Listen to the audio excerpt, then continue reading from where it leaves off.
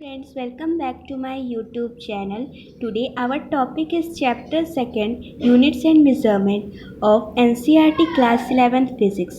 तो आज के इस वीडियो में हम लोग यूनिट्स एंड मेजरमेंट का इंट्रोडक्शन और थोड़ा से पार्ट्स को कंप्लीट करेंगे। तो फर्स्ट पैरा में हम लोग को ये गिवन है, इस इंट्रोडक्शन में ये बताया गया है कि जो मेज़रमेंट फिजिकल क्वांटिटी का करते हैं तो वो तो एक सर्टेन बेसिक होती है, यानी कि उसके लिए एक कुछ चीज़ दिया रहता है, उसके साथ मेज़रमेंट किया जाता है और कंपेरिजन होता है, यानी कंपेयर करते हैं।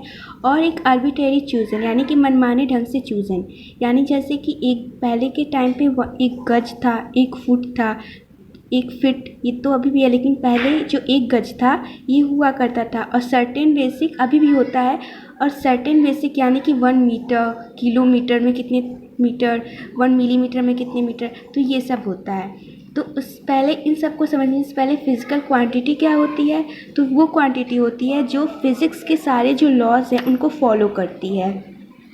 और यूनिट फिज़िकल क्वांटिटी को जिसमें हम लोग मेज़र करते हैं उसको यूनिट कहते हैं। जैसे अगर हम लोग को लेंथ मेज़र करनी है तो लेंथ किस में मेज़र होती है, मीटर, किलोमीटर, तो ये सब इसके यूनिट्स में आ गए। तो उसके बाद फिर यही लाइन में लिखा है और लाइंस में कि जो हम लोग के पास तो फिज़िकल क्वांटिटी बहुत सारी हैं, लेकिन उनके जो यूनिट्स हैं वो कम ही होते हैं। जैसे उसके बाद से ये लिखा है कि फिज़िकल यूनिट्स तो बहुत है, क्यों इसीलिए कम होते हैं क्योंकि आपस में इंटर रिलेटेड होते हैं। जैसे मास और डेंसिटी, ये दो अलग अलग चीज़ें, इन दोनों के अलग अलग हैं, लेकिन डेंसिटी का formula mass per unit volume होता है। तो यहाँ पे जैसे डेंसिटी जो होती है वो मास पर यूनिट वॉल्यूम की होती है, और मास का हम लोग किस में मेज़र करते हैं, मास को किलोग्राम में, एसआई यूनिट से, और वॉल्यूम को मीटर क्यूब। तो यहाँ पे ऐसे आ जाए किलोग्राम पर मीटर क्यूब। तो यहाँ पे तो फिज़िकल क्वांटिटी अलग हो गई, लेकिन जो इस दोनों के जो यूनिट्स हैं वो इंटर रिलेटेड हो गए, यानी कि मास की और वेलोसिटी की इंटर रिलेटेड हो गई। तो वही कह रहे हैं कि ऐसे तो बहुत सारे फॉर्मूले हो जाएंगे, लेकिन इसमें इंटर रिलेटेड की वजह से यूनिट कम ही होगी। फिर ये भी कहा गया, फिर फंडामेंटल यूनिट्स और बेस यूनिट्स को बात कही गई है। तो फंडामेंटल यूनिट्स वो होते हैं जिनको हम लोग किसी फॉर्म में रिप्रेजेंट नहीं कर सकते। जैसे यहाँ पे मास और वेलोसिटी, मास को हम लोग किसी और के फॉर्म में रिप्रेजेंट नहीं कर सकते हैं, इसमें तो ऐसे कर सकते हैं, लेकिन ये अपने आप में एक इंडिपेंडेंट है, ये किसी पे डिपेंड नहीं होता। जैसे मास को लिखना है तो हम लोग ऐसे करके यहाँ पे तो लिख लेंगे, लेकिन आगे और नहीं लिखते हैं, किसी पे डिपेंडेंट नहीं होता। ऐसे ही 7 फंडामेंटल क्वांटिटीज़ होती हैं, या और उसी 7 फंडामेंटल क्वांटिटीज़ के यूनिट्स को फंडामेंटल या बेस यूनिट्स कहते हैं, और उसी के हेल्प से बाकी सारी जो क्वांटिटी मिलती है वो डिराइव्ड की जाती हैं। जैसे यहाँ पे मास एक फंडामेंटल क्वांटिटी है, और वॉल्यूम, और फिर यहाँ से इसके हेल्प से ये डेंसिटी फाइंड हो रही है। फिर सिस्टम ऑफ यूनिट्स वो होते हैं जिसमें फंडामेंटल क्वांटिटी और डेराइव्ड क्वांटिटी दोनों आते हैं। जैसे मास और मास और डेंसिटी करते हैं, तो ये सिस्टम ऑफ यूनिट्स हो, क्योंकि मास यहाँ पे फंडामेंटल के जैसे एक्ट करेगा और जो डेंसिटी रहेगी वो डेराइव्ड के जैसे। फिर जो नेक्स्ट टॉपिक है वो है हम लोग का इंटरनेशनल सिस्टम ऑफ यूनिट्स, या फिर इसको हम एसआई भी कह सकते हैं। पहले इसमें अर्लियर टाइम्स की बात को डिस्क्राइब किया गया है कि पहले के समय सीजीएस चलता था, जैसे सेंटीमीटर ग्राम सेकंड, उसके बाद एफपीएस यानी फुट पाउंड सेकंड, और उसके बाद मीटर किलोग्राम सेकंड, ये पहले से हैं। लेकिन जो सीजीएस और एमकेएस का यूज़ हम लोग आज भी करते हैं, फुट पाउंड सेकंड का यूज़ इसलिए नहीं करते हैं क्योंकि ये डेसिमल सिस्टम पे बेस्ड नहीं होता, और जबकि ये सब डेसिमल सिस्टम पे बेस्ड होते हैं। एग्जाम्पल ले लेते हैं, जैसे 1 kilometre is equals to 1000 metre, ये एसआई यूनिट डेसिमल सिस्टम पे बेस्ड है। अब फिर 1 metre is equals to 100 centimetre, या 1 centimetre is equals to 10⁻⁻² metre. तो ये भी सब डेसिमल पे बेस्ड है, इसी को डेसिमल सिस्टम ऑफ यूनिट्स कहते हैं। और जो ये है फुट पाउंड सेकंड, ये डेसिमल सिस्टम पे नहीं बेस्ड है। फिर आगे वही बताया गया है कि सिस्टम ऑफ इंटरनेशनल यूनिट 1971 में डेवलप किया गया था जनरल कॉन्फ्रेंस में, और फिर इसका यूज़ भी बताया गया कि क्यों किया गया था, ताकि सभी को एक ही जैसा यूनिट्स सभी के पास जाए। जैसे अलग अलग सिस्टम, अलग अलग कंट्री में अलग अलग सिस्टम चलते हैं, लेकिन जब एसआई यूनिट का जब हम लोग बात करते हैं तो वो सभी जगह सेम ही होता है, इसीलिए एसआई यूनिट को ले आया गया था ताकि सभी सेम हो। फिर बात किया गया है प्लेन एंगल का और सॉलिड एंगल का। तो जैसा कि डायग्राम में दिखाया गया कि प्लेन एंगल और सॉलिड एंगल क्या होते हैं। तो प्लेन एंगल जो होता है उसको हम लोग ये arc of length upon radius से फाइंड करते हैं, ये तो हम लोग नॉर्मली फाइंड कर सकते हैं। और सॉलिड एंगल जो होता है वो किसी ऑब्जेक्ट के रिस्पेक्ट में होता है। जैसे यहाँ पे एक 3D फिगर के जरिए हम लोग को बताया गया है कि यहाँ पे हम लोग इसको कैसे फाइंड करते हैं। तो पहले तो ये एरिया जो होता है इसका एरिया का स्क्वायर करते हैं, एरिया, और फिर अपॉन रेडियस का स्क्वायर करते हैं। एरिया तो अपने आप में ही स्क्वायर होता है। तो यही सब बताया गया। फिर इसकी यूनिट बताई गई है कि जो प्लेन एंगल की यूनिट होती है वो रेडियन होती है, और सॉलिड एंगल की यूनिट जो होती है वो स्टेरेडियन होती है, जिसको SR से भी डिनोट करते हैं। और ये दोनों डायमेंशनल लेस क्वांटिटी होती हैं, यानी कि जैसे मास का जो डायमेंशन है वो m है, लेंथ का l है, वैसे ही इन दोनों के पास कोई डायमेंशन नहीं होता, बस इन दोनों की यूनिट्स होती हैं। फिर जो नेक्स्ट टॉपिक है वो हम लोग का, उसमें हम लोग को मेज़रमेंट ऑफ लेंथ के बारे में बताया गया है। तो इसमें ये होता है कि लेंथ का हम लोग मेज़र कैसे कर पाते हैं। तो लेंथ को मेज़र करने के लिए तो हम लोग को तो स्केल चाहिए। तो उसमें यही 3 टाइप के स्केल को डिस्क्राइब किया गया है। पहला है मीटर स्केल। तो मीटर स्केल मेज़र कर पाता है 10⁻³ मीटर से 10⁻² मीटर तक। फिर वर्नर कैलिपर स्केल, ये 10⁻⁴ मीटर तक, यानी कि ये बहुत स्मॉल ऑब्जेक्ट्स की, जैसे यहाँ पे ये पेन है तो इसका जो डायमीटर होगा तो इसको हम लोग वर्नियर कैलिपर के स्केल से फाइंड कर सकते हैं। और स्क्रू गेज ही इससे भी छोटा मेज़र कर सकता है, यानी कि इसको भी हम लोग इस कैप की जो डायमीटर है उस स्क्रू गेज से फाइंड कर सकते हैं, और इससे भी छोटी कैप की इससे फाइंड कर सकते हैं। तो ये बताया गया।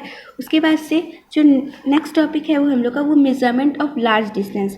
ये तो था स्मॉल डिस्टेंस को मेज़र करने के लिए, लेकिन ये लार्ज डिस्टेंस को मेज़र करने के लिए है। तो इसमें तो हम लोग का सबसे पहले एक पैरेलैक्स मेथड का यूज़ किया गया है। इस मेथड में बताया गया है कि जब हम एक पेन ले लेते हैं और रिस्पेक्ट के किसके रखते हैं, वॉल के, जब वॉल के रिस्पेक्ट में हम अपनी राइट आई को क्लोज करके देखते हैं और फिर लेफ़्ट आई को क्लोज करके देखेंगे तो हम लोग को पोजीशन में चेंज दिखाई देगा। तो जैसे हम लोग इस तरफ, अगर हम लोग अपनी राइट आई क्लोज करते हैं तो इस तरफ, और लेफ़्ट आई क्लोज करते हैं तो इस तरफ, और इसी चेंज को हम लोग पैरेलैक्स कहते हैं। और जो दोनों की चेंज करने का जो डिस्टेंस रहता है उसको बेसिस कहते हैं। तो इसमें यही फिगर लिया गया है और बताया गया है कि ये डायमीटर मान लेते हैं ए बी जो है ये डायमीटर है अर्थ का। अगर ए से हम किसी पॉइंट को देख रहे हैं एस को, तो वो हम लोग को दिख रहा है, और फिर बी से देख रहे हैं तो भी दिख रहा है, दिखेगा ही, लेकिन पैरेलैक्स मेथड की वजह से चेंज पोजीशन में दिख रही है। और तो ये जो यहाँ पे जो डिस्टेंस जो यहाँ से यहाँ तक में चेंज जो हुई है उसको बी से डिनोट करते हैं, यही इसका बेसिस होता है जो हम अभी यहाँ पे हम लोग पढ़े। और इसमें फिर इस लाइन में ये बताया गया है कि जो एंगल ASB होता है इसको पैरेलैटिकल एंगल कहते हैं, एंगल या पैरेलैक्स एंगल कहते हैं। और ये जो पैरेलैक्स एंगल जो इसको हम लोग थीटा या किसी से भी डिनोट कर सकते हैं, लेकिन यहाँ पे हम लोग मेनली थीटा से डिनोट किया गया है बुक पे, तो थीटा से जानेंगे। तो इसमें ये होता है कि जो जैसे यहाँ पे जो डिस्टेंस है ये बेसिस है, और यहाँ पे डिस्टेंस कोई भी स्टार के, तो ये तो डेफिनेटली सी बात है कि लार्ज होगी और ये उसके कंपेयर में स्मॉल होगी। तो यहाँ पे देखते हैं कि जब ये जो D होगा ये बहुत बहुत ग्रेटर होगा B के, यही तो होगा। और जब B/D करते हैं तो ये बहुत बहुत स्मॉल हो जाएगा 1 के। और B/D का फॉर्मूला जो होता है यहाँ पे दिया हुआ है D = B/θ, ये फॉर्मूला होता है। तो इससे हम लोग ये भी तो लिख सकते हैं, अगर D = B/θ होता है तो B/D = थीटा, तो हम लोग हो सकता है ना, क्योंकि इससे मल्टीप्लाई क्रॉस मल्टीप्लिकेशन करके आंसर आ जाएगा। तो यही जो थीटा होता, अब यहाँ पे हम लोग देखें कि B/D की वैल्यू 1 से बहुत बहुत छोटी हो जाती है। जब ये हो जाएगा ऐसे, तो जो थीटा फाइंड होगा वो भी हम लोग का बहुत छोटा ही होगा, यानी थीटा कभी बड़ा नहीं फाइंड होगा, हमेशा स्मॉल ही फाइंड होगा। तो इसमें वही बताया गया है। तो फिर कैसे मेज़र यहाँ पे करते हैं इसके लिए भी हम लोग को बताया गया है। तो ऐसे डायग्राम के हेल्प से समझेंगे हम लोग कि यहाँ पे पहले A और B से दोनों में हम लोग डिस्टेंस, वो यहाँ पे एक स्टार है, स्टार मान लेते हैं, एज्यूम कर लेते हैं, let us assume this star. और यहाँ से पॉइंट A से अर्थ के एक डायमीटर से हम लोग यहाँ पे देखते हैं और दूसरे पोल से हम लोग यहाँ पे देखते हैं। तो अब तो हम लोग को इसका तो डिस्टेंस पता है, और हम लोग को ना थीटा पता है और ना ही ये वाली डिस्टेंस जो है D पता है, क्योंकि यहाँ से देखते हैं ऐसे करके देखें, फिर यहाँ से देखें इस चीज़ को। तो होता ये है कि जब स्पेस में कोई लाइट आती है तो पैरेलल से आती है, जैसे यहाँ भी पैरेलल से आई, यहाँ भी पैरेलल से आई, तो यहाँ पे एंगल बनाती है और यहाँ भी एंगल बनाती है। तो जो यहाँ का एंगल होता है वो ट्रिग्नोमेट्री में एक सेक्सटेंट डिवाइस होता है, SEXTANT। इस डिवाइस की हेल्प से हम लोग किसी भी दो लाइन के बीच का एंगल फाइंड कर लेते हैं। जब यहाँ पे लाइन तो पैरेलल आ रही है, यानी पैरेलल होगी तो वो स्ट्रेट होगी, ऑब्वियसली वो स्ट्रेट ही होगी। तो यहाँ पे अल्फ़ा का जो थीटा के साथ एंगल बनता है उसका रिलेशन होता है 2α इंटू थीटा, यानी इसको हम लोग ऐसे भी कर सकते हैं alpha plus alpha is equals to theta, या 2α इज इक्वल्स टू थीटा, ऐसे भी नोट कर सकते हैं। यहाँ भी वही होगा, तो कोई एक का फाइंड कर लेंगे और दोनों तो इक्वल ही होगा क्योंकि ये पैरेलल लाइन्स है तो इक्वल ही तो एंगल होगी। तो इसमें ये बताया गया है। तो यहाँ से जब एक पता हम लोग को पता चल गया तो उसके बाद से एक नहीं पता चला तो उसके बाद से हम लोग तो फाइंड कर सकते हैं। और फिर इसमें ये भी बताया गया है कि अगर किसी की डायमीटर को फाइंड करना है तो वो कैसे करेंगे। तो सन की अगर स्टार है, अगर अब मान लेते हैं कि कोई प्लैनेट है तो ऐसे हो जाएगा। फिर यहाँ पे इस लाइन को हम लोग एक्सटेंड कर देते हैं, थोड़ा ऐसे हो जाएगा, यही फिगर से इसको एक्सटेंड हो जाती है। तो ये अब ये इसके डायमीटर हो गई। सॉरी यहाँ पे सर्कल नहीं बन पाया है, लेकिन आप लोग समझ लीजिए कि यहाँ पे एक सर्कल है और ये यहाँ तक ऐसे हो जाती है। तो हम लोग को इसमें इसका तो कोई यूज़ है ही नहीं, क्योंकि अब हम लोग को ये वाली लाइन को देखना है, ये वाली लाइन या जो यहाँ से आ रही है और फिर ये डॉट डॉट है ना, और फिर यहाँ पे जो जा रही है। तो यहाँ पे डी तो फाइंड है, यहाँ पे अच्छे से बनाएंगे ना तो ये अच्छे से सर्कल में हो जाएगी और ये इसका हो जाएगा, क्योंकि अभी ये सर्कल शेप नहीं हो रहा है।